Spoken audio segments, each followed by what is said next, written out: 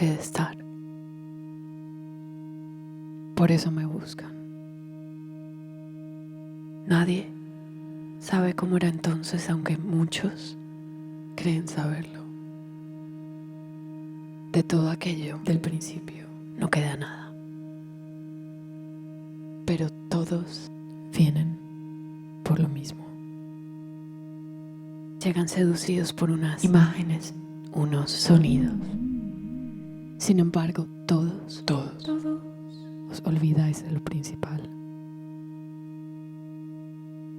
Todo eso sucedió mucho después. Al principio de todo, solo había subsuelo y helechos. Este frío, esta humedad. Te preguntarás, ¿por qué? ¿A qué viene esta poesía? No es casual, sígueme.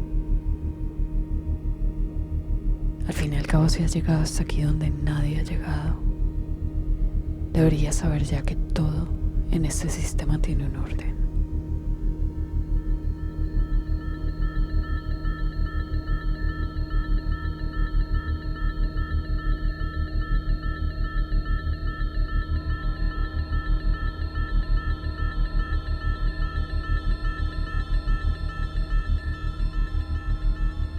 Los helechos se reproducen individualmente gracias a los esporofitos. No necesitan de más. Hay especies extintas, primofilices, otras terrestres, Filicidae, y algunas acuáticas, Marcilidae. Hay tantas, siempre han estado, siempre. Así que no preguntes por el tiempo, no tiene sentido. Céntrate en lo importante. Hay un tránsito, algo que va desde la hoja hasta el tallo verde y vuelve. Algo que se contiene en sí mismo. Piensa. Lo de las imágenes. Todo aquello que sedujo en un principio. Déjalo estar. Piensa en el sistema. Lo más pequeño contiene siempre lo más grande. Se repite a cualquier escala, independientemente del momento, del lugar. El tránsito, el ir y venir, este frío. Sé lo que te interesa, lo que te seduce, pero déjalo. Las superficies brillantes de las pantallas, aquel rojo untuoso de los botones, todo lo que vino después. Todos venís por lo mismo.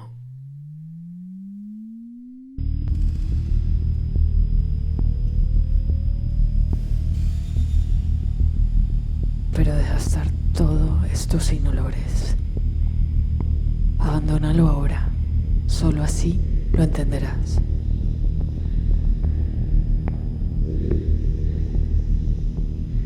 ¿Acaso no ves que desde aquí todo es distinto? ¿Acaso no ves cómo ellos vuelven y pasan por encima de mí?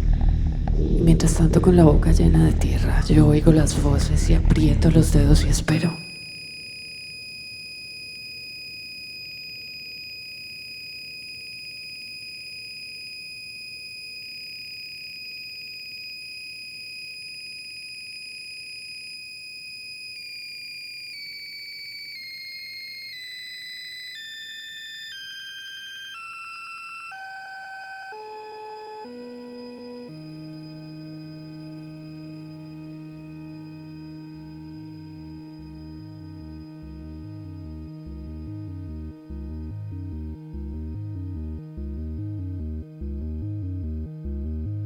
Nosotras empezamos buscando la historia material de Cybersyn. Queríamos dar forma y queríamos iluminar las ruinas de un futuro socialista. En un principio estábamos fascinadas por las imágenes de la sala de operaciones, la famosa Ops Room, que se parecía más a la escenografía de una película de Stanley Kubrick que al centro neurálgico de un gobierno en plena revolución y lucha económica. Por lo pronto decidimos que el poder de seducción de esas imágenes no jugara en nuestra contra. Desde el principio nos pareció una especie de historia maldita. Pero nada nos preparó para lo que nos encontramos, ni nadie nos avisó de lo que vendría después.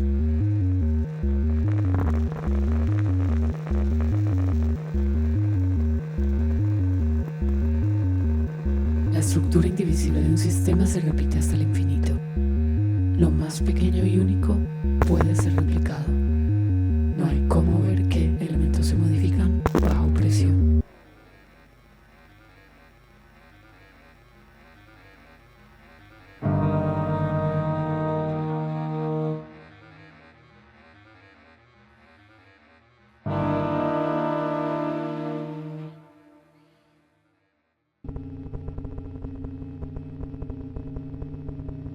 Stafford Beer ideó el modelo del CyberSyn. El científico, especialista en cibernética, había desarrollado todo el trabajo en investigación operacional y gestión organizacional. Fue gracias a su libro The Brain of the Firm que Salvador Allende llegó hasta él. La viabilidad es la capacidad de supervivencia y adaptación de un sistema en un medio de cambio. Un sistema complejo tiene demasiadas interconexiones y partes como para estudiarlas sin construir modelos. Las organizaciones humanas son sistemas complejos.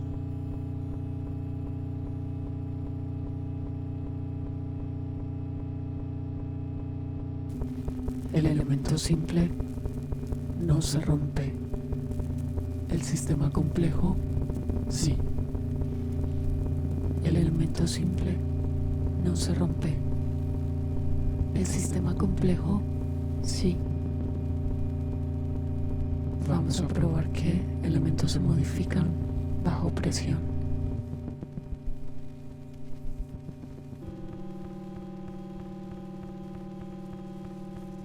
El gobierno de Allende había nacionalizado empresas de propiedad social. La gran tarea a emprender era coordinar la información de las empresas estatales existentes y las recientemente nacionalizadas. Para ello, era necesario crear un sistema de transferencia de información que fuera lo más rápido posible. Para ello, Beer creó CyberSyn. Beer tuvo aquí la oportunidad de desarrollar su teoría del modelo de los sistemas viables. Así como el cerebro toma la mayor parte de las decisiones importantes y no controla todo, un sistema viable debe estar compuesto por partes con un alto nivel de autonomía. La idea era implantar un sistema nervioso electrónico en la sociedad chilena, donde todos sus componentes estuviesen conectados entre sí por una red de comunicación nacional.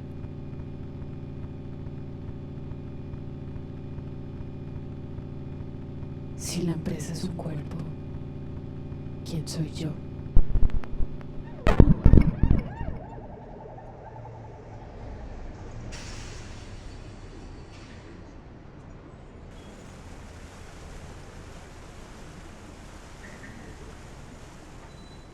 Chile nos interesaba especialmente por una razón. Y es que en los 70 había sido el caldo de cultivo de la Guerra Fría en Latinoamérica. Por entonces tenía una población muy empobrecida, que por fin comenzaba desde finales de los 60 a reclamar un espacio a través de las doctrinas de izquierda. Por primera vez se estaba creando una alianza entre la clase obrera y los movimientos estudiantiles, que amenazaban los planes de dominio económico de Estados Unidos. Cuando Salvador Allende llega al poder, estos planes se ven frustrados. Y entonces comienza una imposición no declarada y secreta a través de planes que impiden cualquier intento de cambio real. Es decir, este país lo que promovió fue un bloqueo económico no explícito y un pacto antidemocrático con la burguesía. El compromiso de Allende era claro. Había que cambiar las antiguas estructuras sociales y económicas de Chile. Parte de la reforma socialista iba a consistir en nacionalizar las empresas, y en ese trabajo, un pequeño grupo de personas del gobierno entendió que el reto del control de la información que requería esta nacionalización se podía llevar a cabo con tecnología computacional. Beer había presentado La máquina de la libertad en el 70, como parte de un discurso que pronunció en la Conferencia del Medio Ambiente organizada por la Sociedad Americana de Cibernética.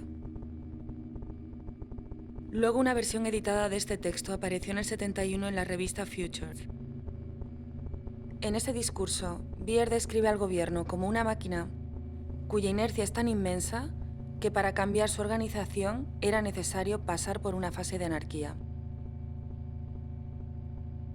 Fue esta máquina de la libertad entonces la que inspiró CyberSyn. Y lo que quiero decir es que estamos hablando de un sistema socioeconómico no jerarquizado, que funciona como una red dispersa y que está fundamentado en la información en lugar de en la autoridad.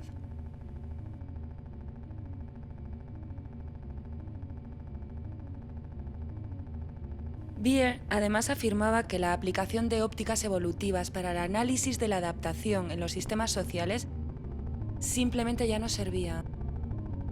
Que él tenía la total certeza de estar respaldando una revolución.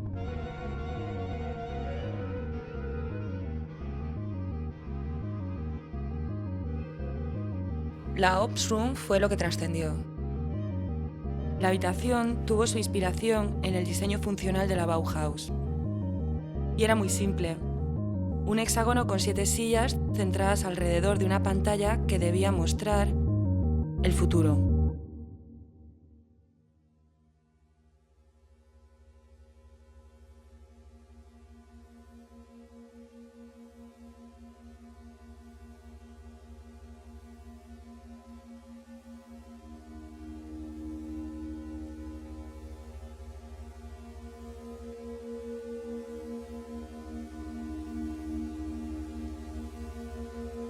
Los botones en el brazo de la silla se usaban para manejar la información.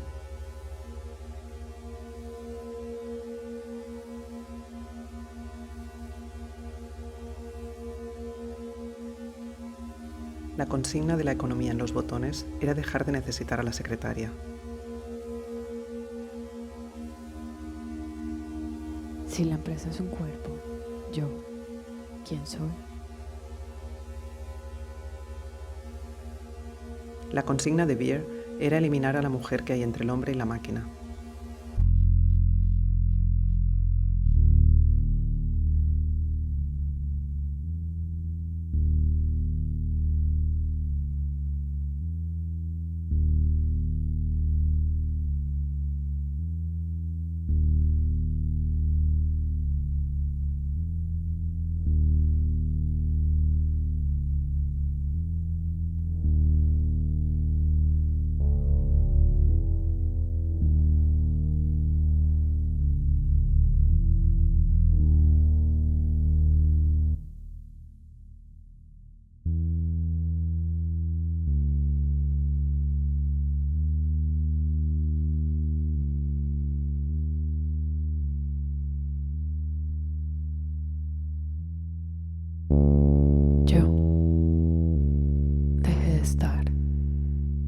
Por eso me buscan.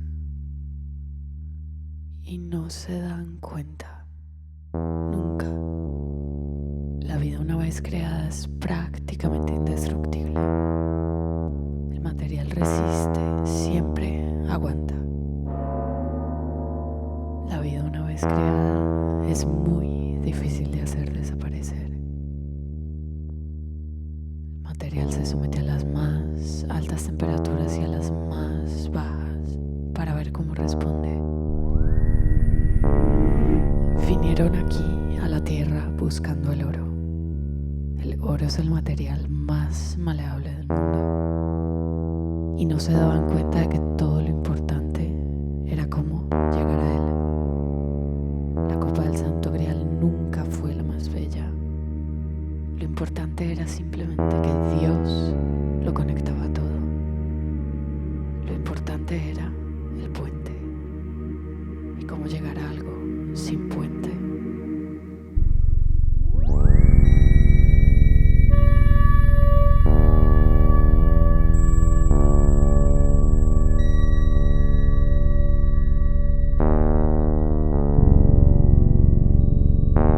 Me esperaban dorada y yo era puente. Me doblaban y él hoy fuego. Dóblate sobre ti mismo.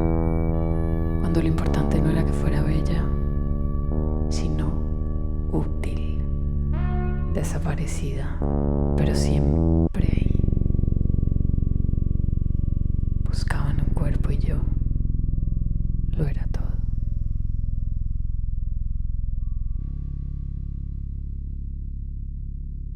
Yo soy el aire más puro de las montañas. Si enfermo caéis, hijos del llanto. Me querían viva, llena de electrodos como material conductor. Me querían maleable y exprimida, fuente de vida.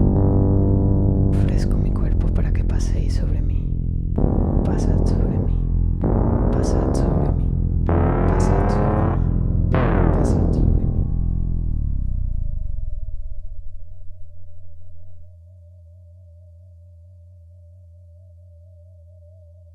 Según la historia de la ciencia, el éter es el elemento que falta para entender el universo.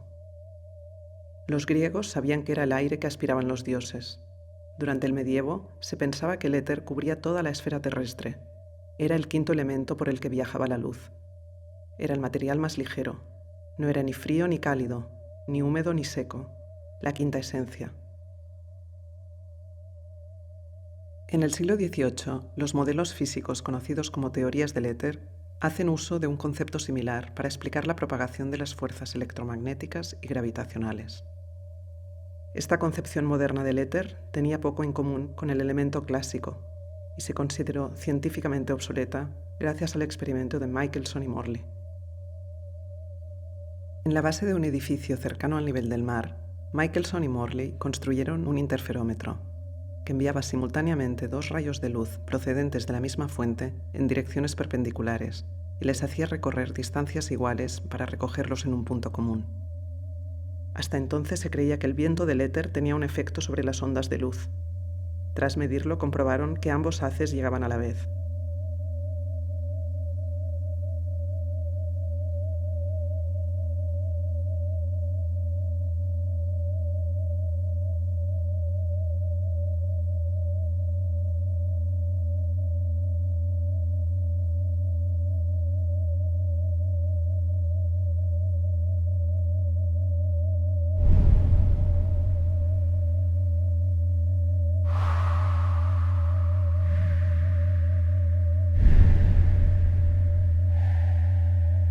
Yo no estoy. Por eso me buscan.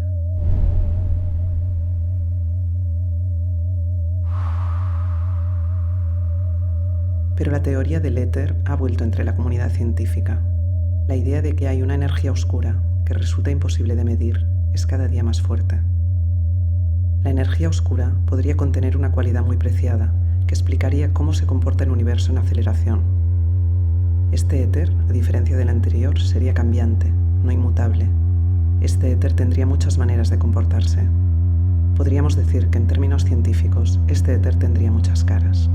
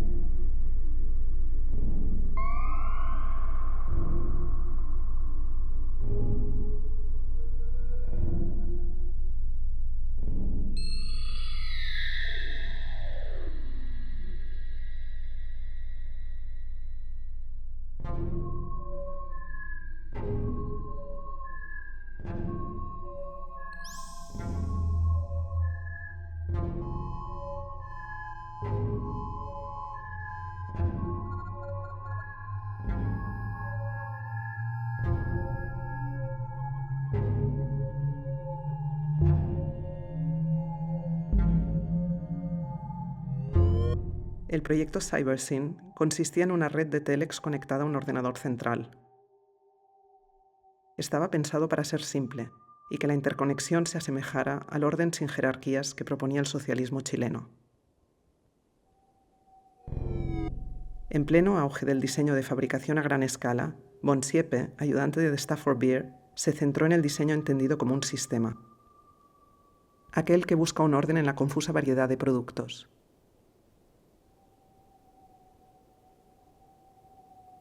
Para el trabajo se contó con un equipo de diseñadoras de la Universidad Católica de Santiago de Chile.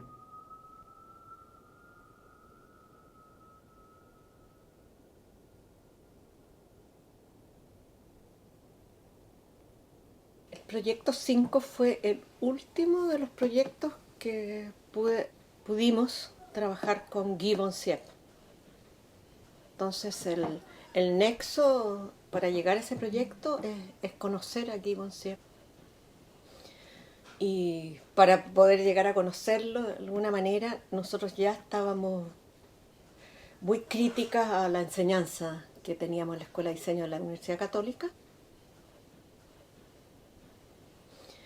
Y nos sumamos, o sea, es el momento de sumarse a la rebelión que significó la reforma universitaria, el movimiento de reforma universitaria y la católica.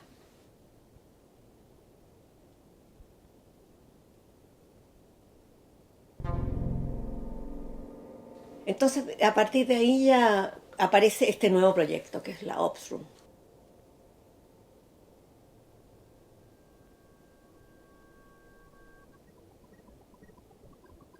Nuestro trabajo ahí fue transformar esa información, ¿no? Porque la cadena de información era larga, ¿cierto? De recopilar información, llegar a los computadores, tener un software que pudiera desglosar esta información para tener una unidad, digamos, de información susceptible de graficar. Es decir, ¿qué eran? Los datos de alguna unidad, departamento, o hay uno muy loco, que hay un gráfico de la economía de la área de propiedad social en general, o sea, el esquema económico. Esos datos te llegaban como números, ¿cierto? Y nosotros teníamos que visualizarlo en un trabajo como jefe de equipo von Siepe.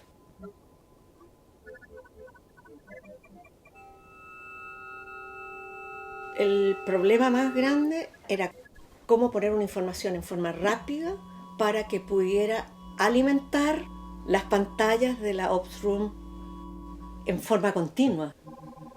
Por algo pusieron esos telex para que la información llegara rápido y nosotros hicimos como los prototipos. Como no se llegó a implementar, no hubo como un equipo al cual enseñarle la manera de pegar y armar estos gráficos, que eran en papel común y corriente, que en imprenta no había como un sistema de imprenta rápido.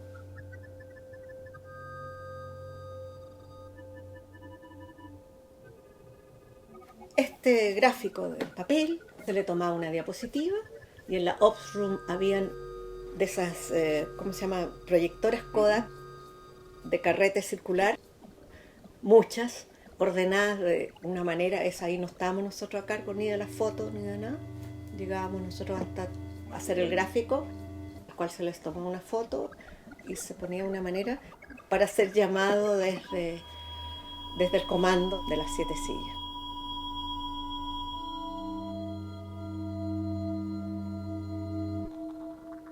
En el centro de control en Santiago, el ordenador procesaba a diario la información recibida desde las fábricas y obtenían predicciones y recomendaciones.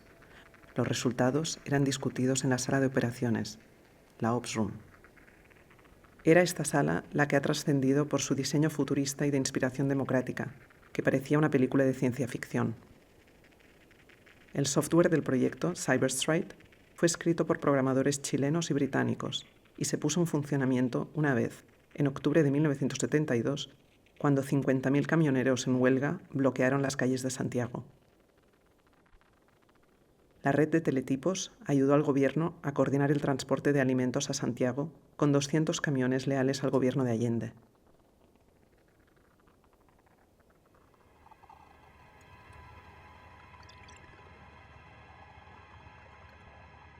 Cyberfolk fue una parte del proyecto que también quedó oculta. Consistía en un experimento por el que se daba a la gente la posibilidad de conectarse desde sus casas y a tiempo real con los grupos de toma de decisiones del gobierno. Solo se implementó en 2 ciudades de Chile, Tomé de la 8ª región y Mejillones de la 2ª. Consistía en un circuito cerrado de televisión, por el que la gente podría ver las sesiones realizadas en las municipalidades y participaría activamente en el proceso democrático, pulsando de acuerdo o en desacuerdo. Esta noción de interacción entre ciudadanos y clase política era muy avanzada y, en un momento de enorme inestabilidad, sirvió para que la oposición acusara al gobierno de Allende de crear una herramienta de control hacia la población, cuando en realidad se trataba exactamente de lo contrario.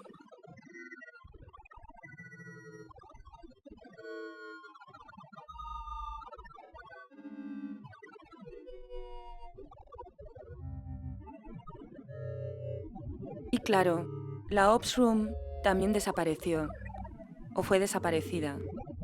El golpe de estado de Pinochet destruyó todo lo relacionado con CyberSyn, incluyendo todo el trabajo de arquitectura social.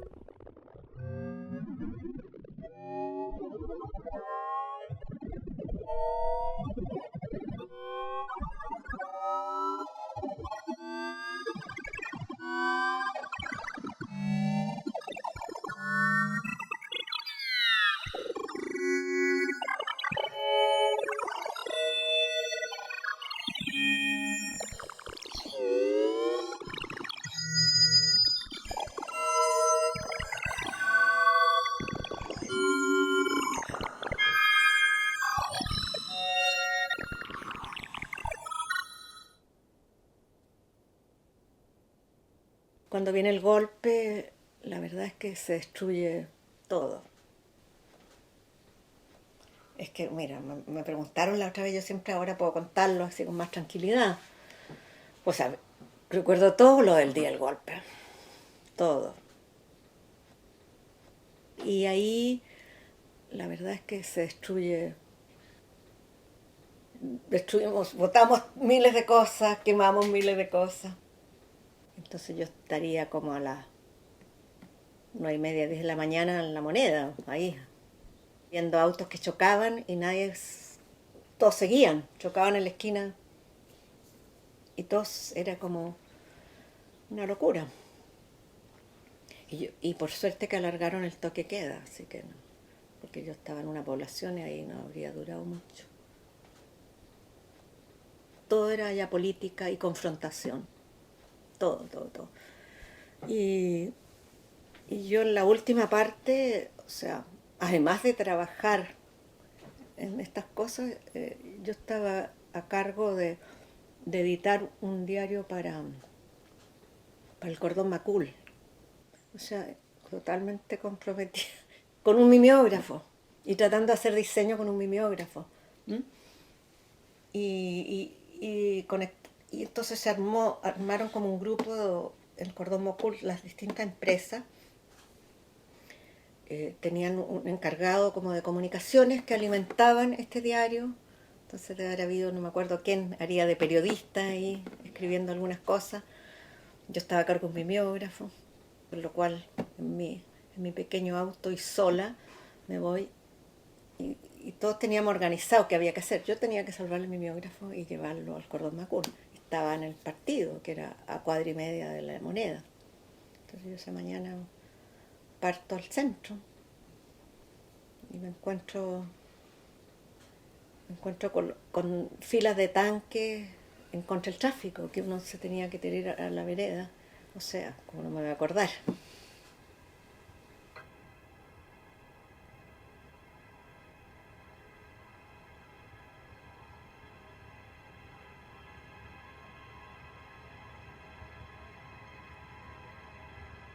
Las chicas responsables de hacer funcionar esta puesta en escena, o esta simulación, fueron un importante apoyo para el Instituto Tecnológico, pero sin embargo nunca fueron formalmente invitadas a formar parte del mismo, sino que más bien constituían una cadena de trabajo invisibilizada. Y de hecho, tras el golpe, se diluyeron en la historia.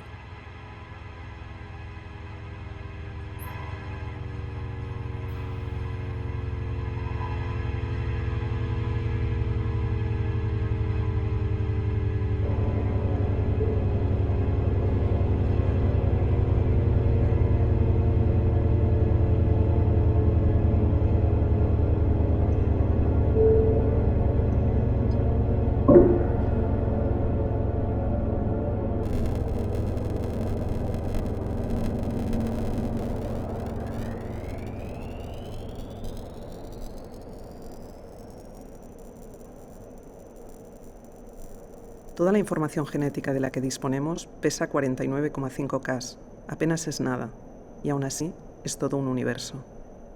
Lo más pequeño contiene todo. Un dispositivo, una micra, pueden almacenar todo lo que queremos saber. De la misma manera, un enlace es herramienta, la llave para cualquier otro lugar. Un enlace es el elemento de un documento que hace referencia a otro recurso, a otro documento, por ejemplo. Un enlace cuenta con dos extremos, denominados anclas, y una dirección. El enlace comienza en el ancla origen y apunta al ancla destino. Comúnmente, de todas maneras, se considera que el enlace es el origen, que conecta con un destino. El enlace invoca aquello a lo que se quiere acceder. Un hipervínculo o un enlace es aquello que une dos puntos. Una vez se genera, no puede ser destruido. Incluso en la programación más rudimentaria, un enlace es una huella. Beer dijo que la decisión de prescindir de los teclados literalmente eliminaba a la mujer entre ellos y la maquinaria. La consigna era hacer desaparecer a la mujer que hay entre el trabajador y la máquina.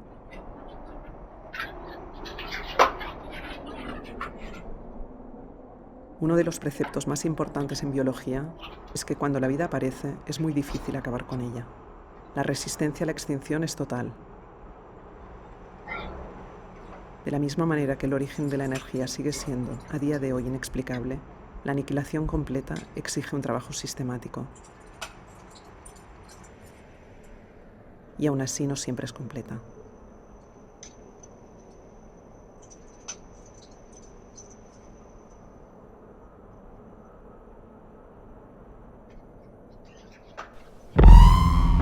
Sacrificaban a las embarazadas. Ellas tenían el cuerpo del diablo dentro. Oro y sangre, sangre, oro, la piedra filosofal. Inmaculada ella, con su manto de rocío sobre los hombros. Ella sacrificada, por ella, pobres todas. La sacrificaban primero porque parirían la sangre roja, la perpetuación del mal. Todos malos, todas malas. Arrodíllate tú antes que nadie. No hables, susurra, no digas, calla. Les vendaban los ojos y las dejaban ahí con los pies quemados. Ellas las primeras, ellas antes que nadie, ellas antes que sus compañeros caídos en batalla.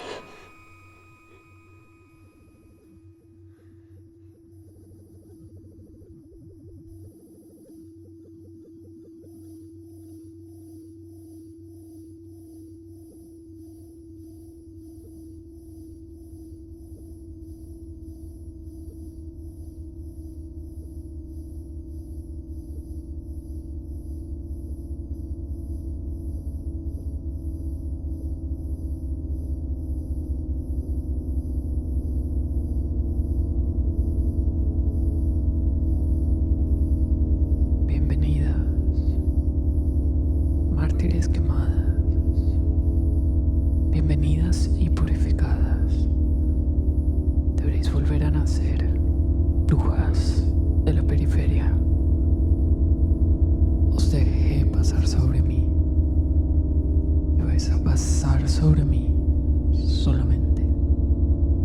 ¿Para qué quemarnos a todas? ¿Por qué eliminar tallo y hoja? ¿Por qué me querías sin sangre? ¿Por qué? ¿No ves que volveré para buscarte? ¿No ves que nada acaba? ¿Acaso no ves que la venganza es mía? Flor y néctar, aire de dioses. ¿No ves que el llanto es perpetuo?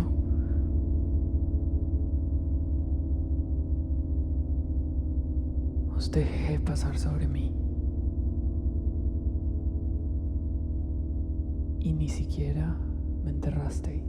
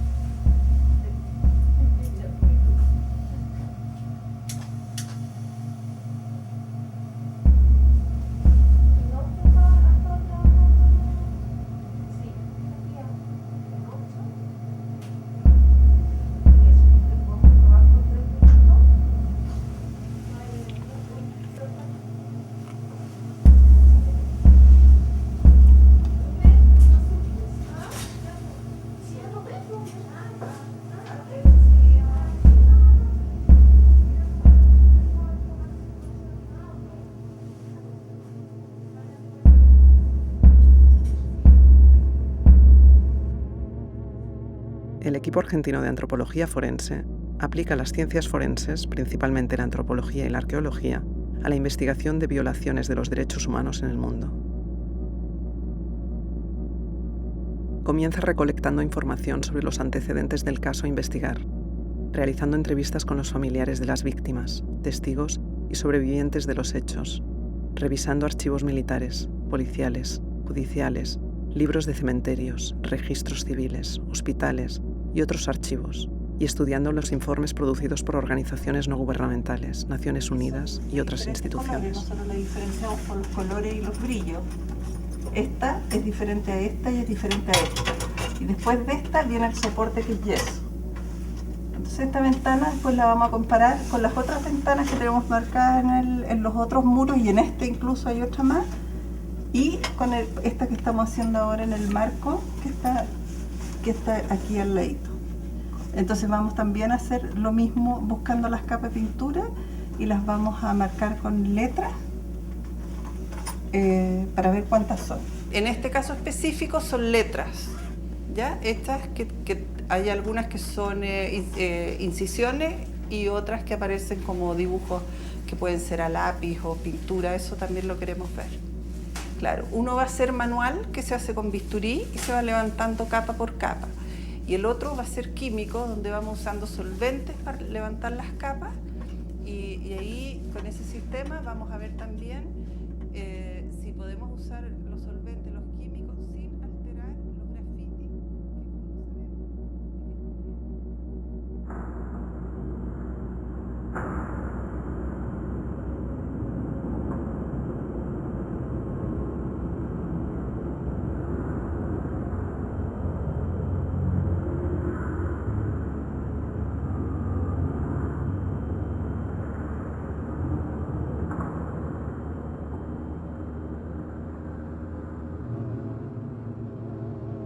El estatus que confiere la desaparición es la búsqueda de impunidad, al dificultar la prueba del cuerpo del delito. Que se desconozca el destino de los desaparecidos, infundiendo terror en las víctimas y en la sociedad, y la falta de certeza acerca de lo sucedido, ha dificultado en estas últimas décadas la acción de los ciudadanos, y por supuesto ha favorecido su división. La desaparición es lo que vuelve al opositor un homo sacer, es decir, personas que pueden ser asesinadas impunemente. El procedimiento de hacer desaparecer a los opositores es un método represivo que se basa fundamentalmente en la producción de desconocimiento. Y aún así las cosas permanecen, y la sangre deja rastro, como los huesos. Hasta las piedras tienen su propio material genético.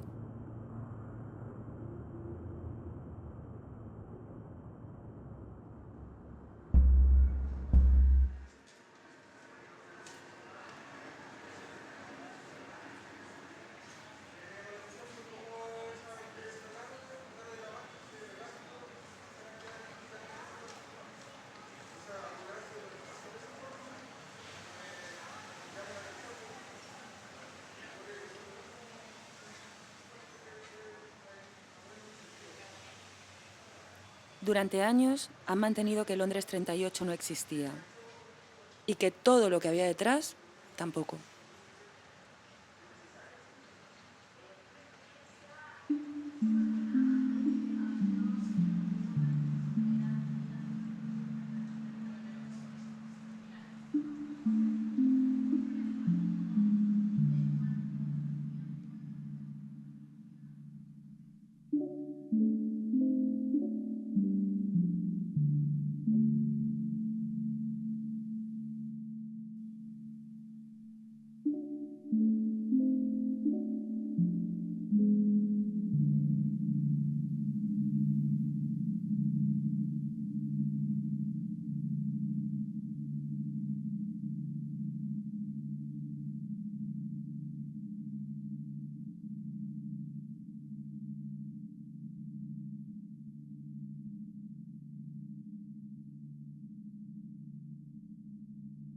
Una vez que el sitio del enterramiento y/o matanza se ha ubicado, se utilizan las técnicas de la arqueología y de la criminalística para analizar el terreno, excavar y recuperar cuidadosamente la evidencia relevante, incluyendo restos óseos, proyectiles, vestimenta, efectos personales, etc.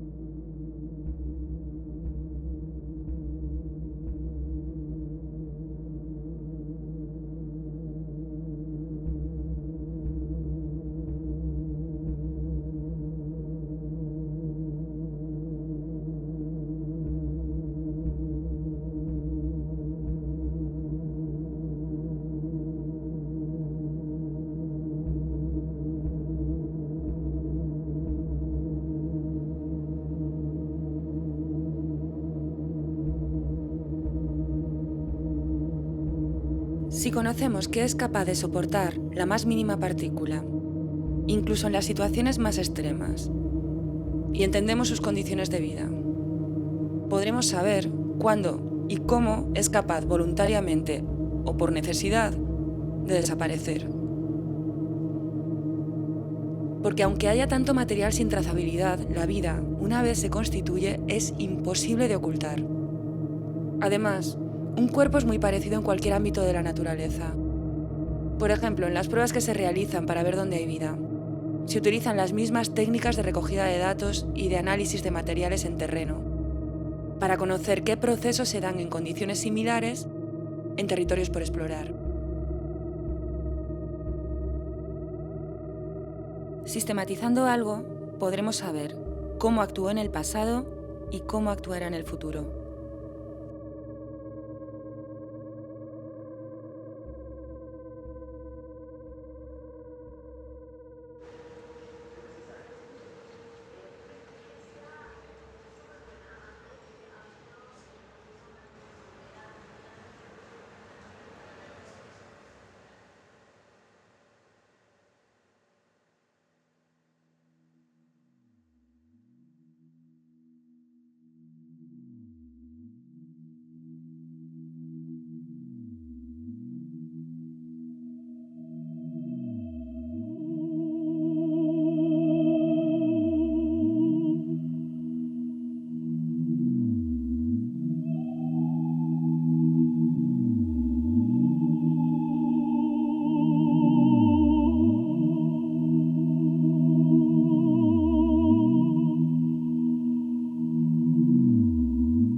Pocas cosas generan más terror que un agujero.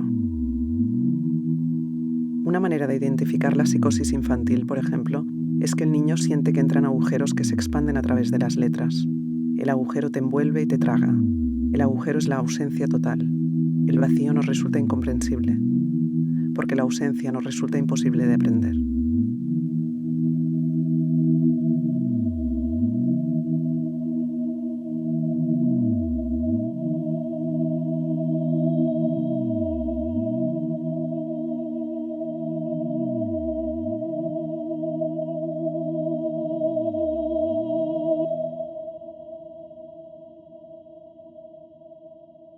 Tras el golpe de Estado en Chile, dos formas de impunidad quedaron intrínsecamente entrelazadas. Los crímenes políticos y la histórica violación de los derechos económicos, sociales y culturales se fueron uniendo indisolublemente. Se produjo un cambio en los sentimientos, en la forma de percibir el mundo, el desarrollo de la vida interior del hombre, que tiene que ver con las condiciones de su existencia, quedó mutilada.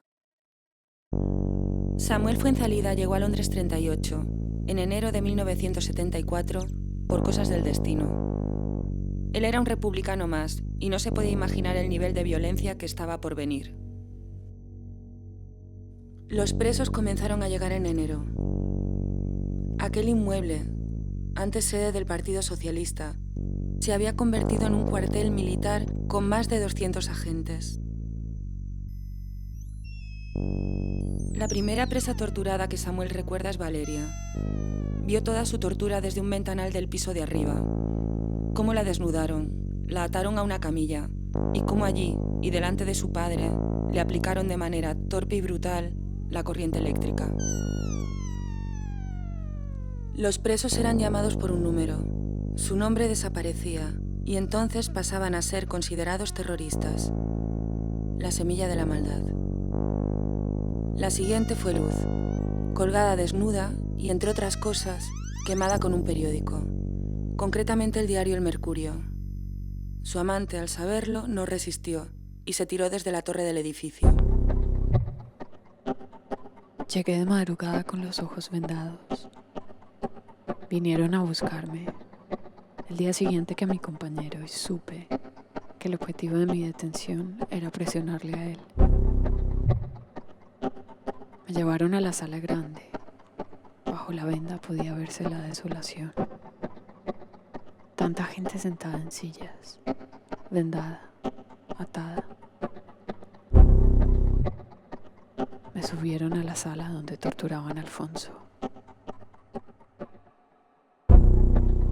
Ana María Puga y su compañero fueron asesinados en la calle.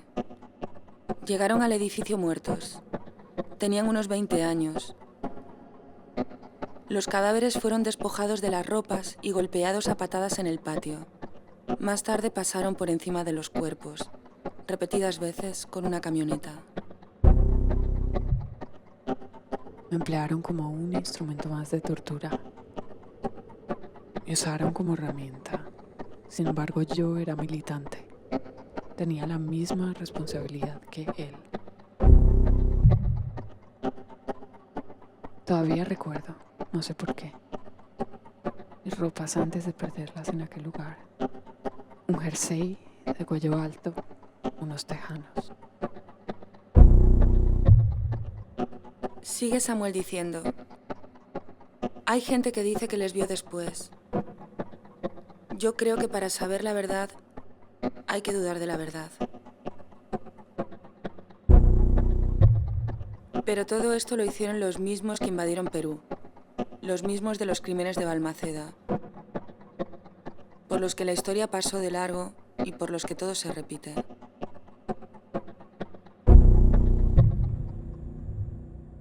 Ahora bien puedo decir que viví un infierno.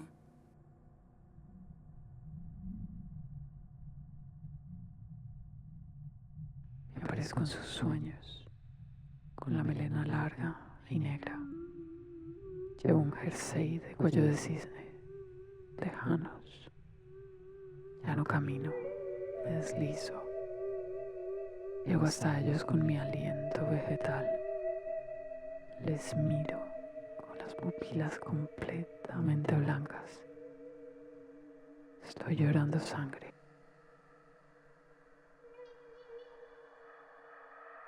Estoy aquí para matarles.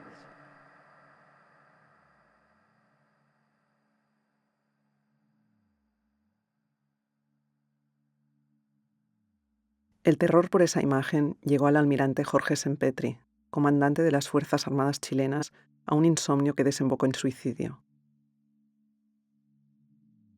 El general Arturo Estrada, por otro lado, fue ingresado en el Hospital Psiquiátrico de Valparaíso en la década de los 90, después de intentar convencer a varios medios de comunicación de que una antigua detenida subversiva le había hecho llegar un mensaje cifrado según el cual ella no había muerto en el centro de detención, sino que era inmortal, y le daba la fecha exacta de su retorno para vengarse.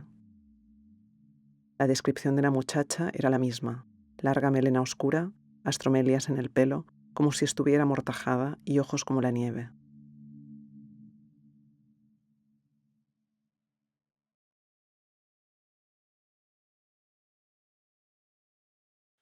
Yo puedo ver el pasado, el presente y el futuro.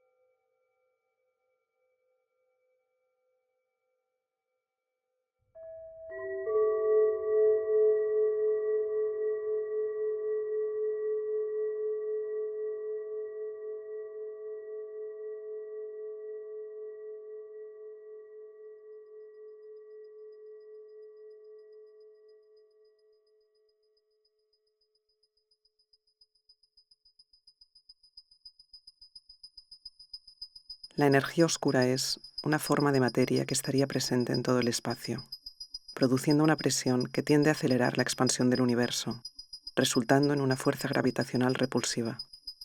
Considerar la existencia de la energía oscura es la manera más frecuente de explicar las observaciones recientes, que confirman que el universo está en expansión acelerada.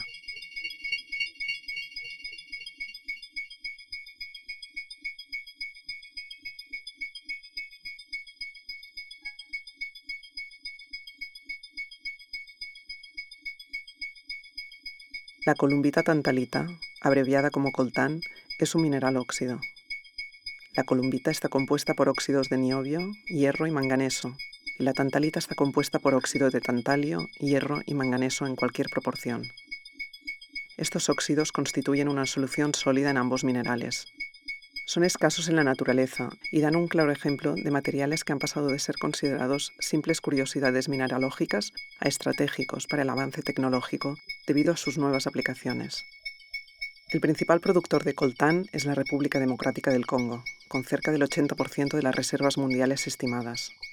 Aunque existen menores reservas en explotación en Brasil con el 10% de las reservas, Sierra Leona con el 5% y un 5% alrededor del resto del mundo.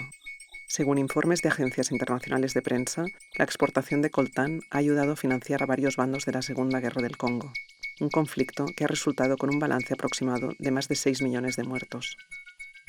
Ruanda y Uganda están actualmente exportando coltán robado del Congo a Occidente, principalmente a Estados Unidos, donde se utiliza casi exclusivamente en la fabricación de condensadores electrolíticos de tantalio.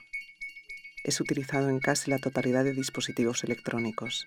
Se le conoce popularmente como oro gris.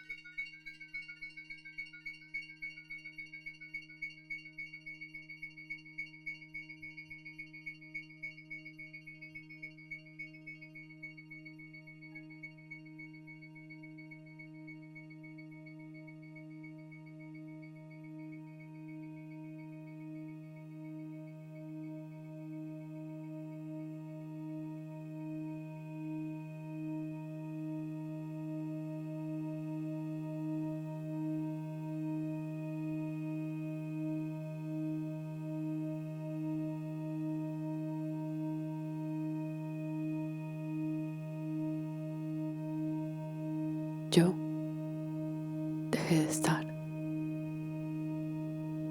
Por eso me buscan. Óyeme, ¿me escuchas? Yo dejé de estar. Qué paradoja. Desde que no soy, todos me buscan. Aquí abajo, entre la arena gris. Aquí abajo, entre esta humedad y este frío, donde crecen los helechos. Tan distinto de todo aquello, de toda esa sangre.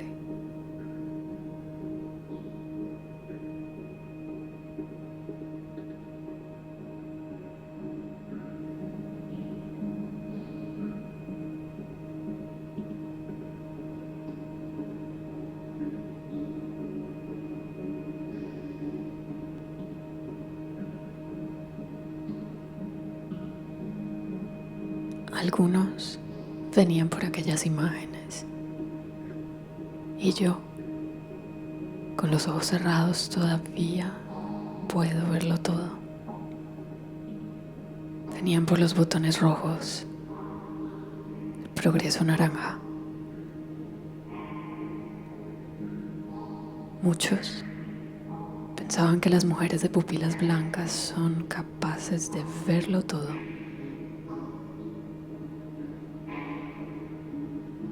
La mujer de los ojos blancos ve el futuro y el pasado. La mujer de los ojos de fuego fatuo. La de las estrellas en la boca.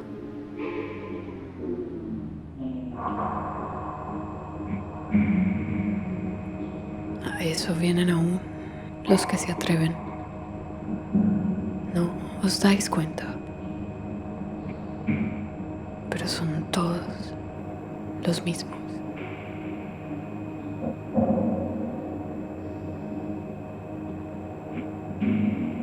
Unos buscaban el oro sin más. Esos eran los más fáciles de identificar. Oro verde, rojo o amarillo, en su mayoría. Es lo más vistoso. Todos se olvidaban del oro gris. El gris pasa siempre desapercibido. Solo les gusta lo que brilla. Venían y pasaban entre la arena, entre mis huesos blancos y suaves, buscando algo que justificara toda esa sangre color oro, toda esa sangre color esmeralda.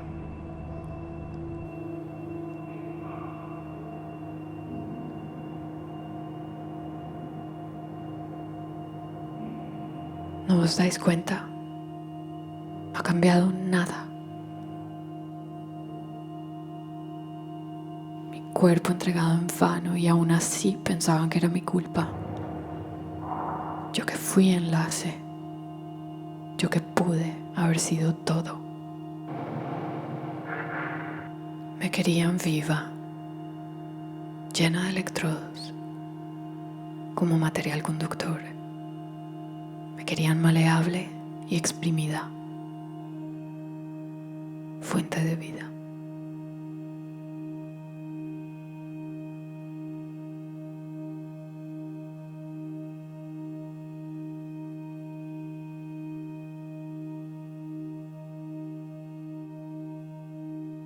Si escucharan mi voz, se darían cuenta de que nada ha cambiado. Aquí sigo esperando a despertar. Transparente.